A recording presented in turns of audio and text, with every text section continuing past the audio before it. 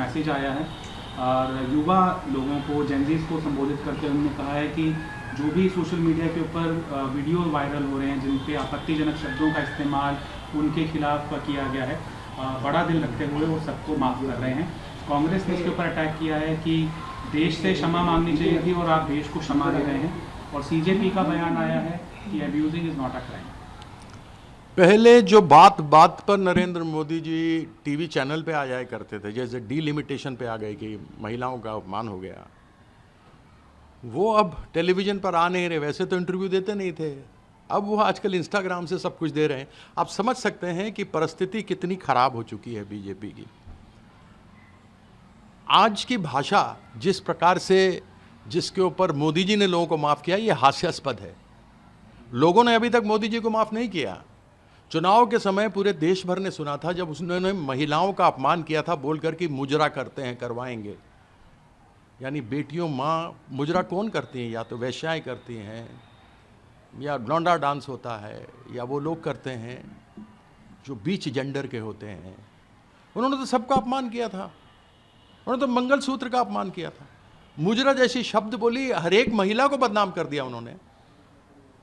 उनकी एक एमपी हैं, एक्ट्रेस हैं, वो गटर बोलती है जेनजी को, महिलाओं के बारे में बोलती हैं कि विवाह लायक नहीं है।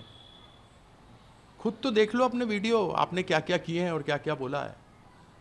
बड़ा ही शर्म है, दर्दनाक बात है कि जहां मोदी जी को माफ़ी मांगने के लिए हम कह रहे हैं कि आप माफ़ी मांगिए बच्चों से, वह लोगों को माफ़ कर रहे हैं। इससे बड़ी त्रासदी क्या हो सकती है? मुजरे पे भी जवाब दोगे मोदी जी या नहीं दोगे? या मुझ पे आरोप लगा दोगे कि मुजरे का शब्द इस्तेमाल किया है? अभी पप्पू यादव ने संसद में दिखाया कि किस प्रकार से राम मंदिर में चंदा चोरी हुई है। मैं अभी भी कहता हूं, शंकराचार्यों को छोड़ दीजिए, कुछ पढ़े लिखे लोगों को छोड़ दीजिए, तो इसमें अनेकों जो ये झोला धारण करके चल रहे हैं भगवा, ये सभी नकली हैं, इनको अक्ल नहीं है। मैंने बहुतों की भाषा सुनी है, मैं इनको बुलाता हूं, आप सभी आइए, या संगोष्ठी करते हैं, हमारा धर्म क्या है उसके विषय पर बात कर लेते हैं। जो चरितार्थ कर रहा था कि क्या बीजेपी, आरएसएस और वीएचपी कर रही है राम मंदिर में, जो चोरी डकैती हो रही है, वो चोरी डकैती वहां पंडित कर रहे हैं भगवा वस्त्र को पहनकर। काफी भगवा तो आपके जो नकली हैं, जिनके ऊपर केस पड़े हुए हैं, वह यहां पार्लियामेंट में आकर बैठे हुए हैं। उनसे भी तो एक बार बात कर लीजिए। इसके ऊपर क्या अपमान? कोई अपमान नहीं, सच्चाई दिखाई है बीजेपी, आरएसएस और वीएचपी की। पप्पू यादव को ट्रोल करके क्या फायदा है? चोरी हुई, डकैती हुई, भगवान राम को आप इतना सा दिखाते हैं, खुद इतना बड़ा बन जाते हैं मोदी जी। आप हनुमान को पतंग बनाकर नचाते हैं, आपकी बीजेपी हनुमान को नचाती है सामने गदा लेकर। गणवेश में आप, आरएसएस के ड्रेस में आप गणेश जी को दिखाते हैं। आप करते हैं अपमान सनातन का। हमने तो दिखाया कि सनातन के चोले में डकैत कैसे राम मंदिर के अंदर चोरी कर रहे थे। शुभेंदु अधिकारी ने कहा 15,000 करोड़ का गड़बड़ी हुई। उनके एक एमपी हैं, उनके एमएलए हैं, मेरे ही क्षेत्र में हैं। उन्होंने आरोप तो हम पर लगाया, कहा कि जो 15 साल में टीएमसी ने डकैती नहीं की, चोरी नहीं की, वो 2 महीने में बीजेपी ने चोरी कर ली। तो उनसे पूछिए, तो खुद मुंह से बोल रहे हैं। हमारे ऊपर तो जांच करिए, आप टीएमसी के ऊपर जांच करिए, लेकिन आपका एमएलए खुद बोल रहा है कि 15 साल में जो डकैती नहीं हुई वो 2 दिन में, 2 महीने में आप लोगों ने डकैती कर ली। घरों पे कब्जा हो रहा है, गरीबों को घर से निकाल दिया जा रहा है। इसका जवाब दीजिए ना शुभेंदु जी। और आपके ऊपर तो वैसे भी 5 लाख वाला मामला था, वो सीबीआई का मामला सेट हो गया, जो कैमरे में आपका दृश्य देखा जा रहा था, जो आप ऐसे गिन रहे थे। प्रधानमंत्री ने भी कहा था, एक कुछ यहां रखो, कुछ यहां रखो, यहां खीसे में डालो और लाओ।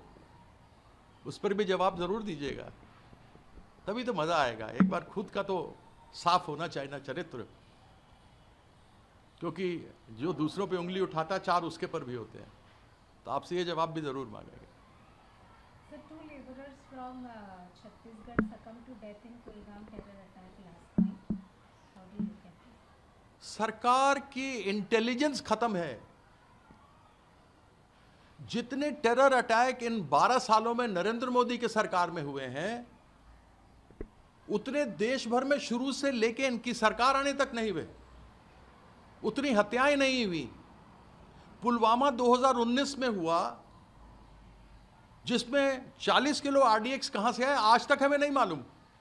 वो डीएसपी जो पकड़ा गया था वो कहां गया पता नहीं, आज तक उसकी जांच हमें मालूम नहीं है। ये सरकार है भाई। सारण में पिछले वर्ष 27 लोगों को आतंकवादी घूमते हुए टहलते हुए आए, उन्होंने गोली मारी और टहलते हुए चले गए। कौन मिला हुआ है इन लोगों के साथ? गवर्नर रूल था जब ये सब हुआ है। कल फिर टेरर अटैक हुआ है, छत्तीसगढ़ के 2 लेबर मारे गए। आप सोचिए कि क्या बेरोजगारी है कि छत्तीसगढ़ से, राजस्थान से, बिहार से, यूपी से लोग कश्मीर जा रहे हैं, मद्रास जा रहे हैं नौकरी करने। इस विषय पर जवाब दीजिए। देश को कहां ले आए आप? और यह घटनाएं लगातार हो रही। यह सरकार, मोदी सरकार अक्षम है। जितनी जल्दी चली जाए उतने बढ़िया है। सर 200 रुपये कमर्शियल सिलेंडर के रेट दिल्ली, मद्रास, चेन्नई और बंगाल, कलकत्ता में कम हुए। आप अभी 200 रुपये कम की बात कर रहे हैं, लेकिन 400 से 1300 हो गए, उसके बारे में बात नहीं करते हैं आप। जो 400 का सिलेंडर था, तब स्मृति ईरानी और राजनाथ सिंह यह सिलेंडर ले लेके घूमते थे। तब तो उन्होंने कहा था कि दाम बढ़ गए, पेट्रोल डीजल 50 पैसा बढ़ा, तो बड़े बड़े सितारे कहते थे भैया 2 रुपए का दे दो पेट्रोल की, मुझे गाड़ी चलाना है। आज इतने ज्यादा पेट्रोल डीजल सैकड़ा पार कर गया, 400 से 1300 हो गए, 1300 से बढ़कर कमर्शियल आगे बढ़ा दिए, कमर्शियल के रेट बढ़ा दिए। इस खाड़ी के युद्ध के समय 600 रुपए और 200 रुपए कम कर दिए, तो अपनी पीठ खुद थपथपा रहे हो। वाह वाह मोदी जी वाह।